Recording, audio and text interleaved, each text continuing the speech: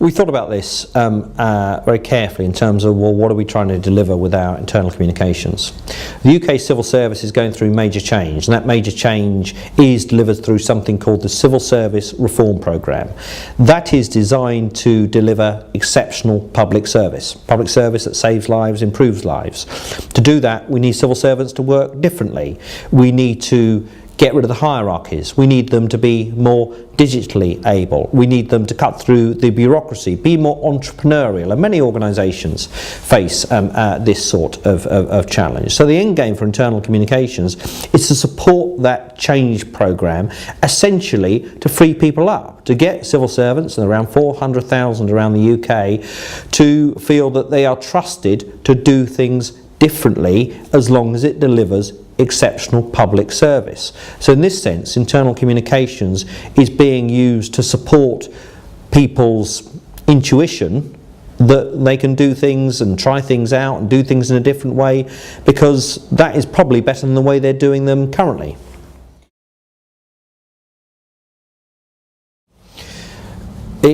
In terms of government and the use of social media, it is a battle that is being won. And partly perhaps it's a generational issue, that people see social media as a distraction to work. They see it potentially as an opportunity for people to damage the reputation of the organisation if they're using it. And therefore there has been a presumption that social media is part of your leisure time and shouldn't be part of your work time. Of course, that misses the point that if you expect your staff to be answering emails at 10 o'clock or on Sunday mornings, which many do, it's obviously not compulsory, but many do it, then there needs to be latitude in terms of their working hours to go online and buy their groceries and relax, and sometimes just use Facebook recreationally.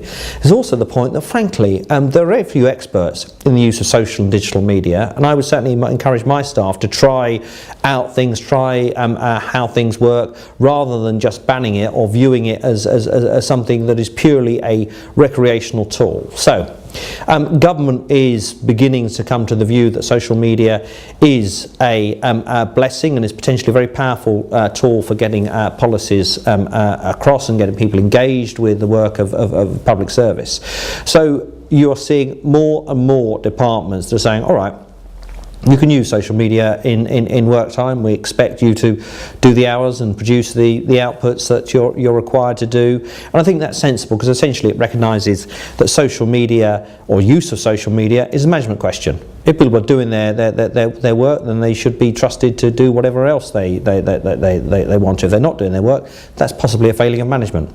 Because as society is changing, and as the expectations of the public are changing, and the tools with which we can do our jobs are changing, unless you can persuade people, properly persuade them, to change the way they do things, to improve their skills, they will never provide the public service that the public expect and deserve, evidenced through public opinion polls, demonstrated constitutionally through the taxes they pay and the demands of the politicians they elect.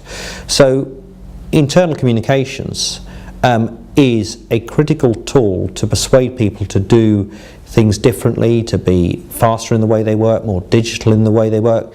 In the UK, we have a particular emphasis on stronger commercial skills, and internal communications is a way of disseminating this, persuading people to adopt these new practices, and therefore improving public service. So to me, internal communications is not about some sort of glorified information dissemination. It is about improving public service, and I want communicators internally to be able to say, look, I've improved public service today through my work.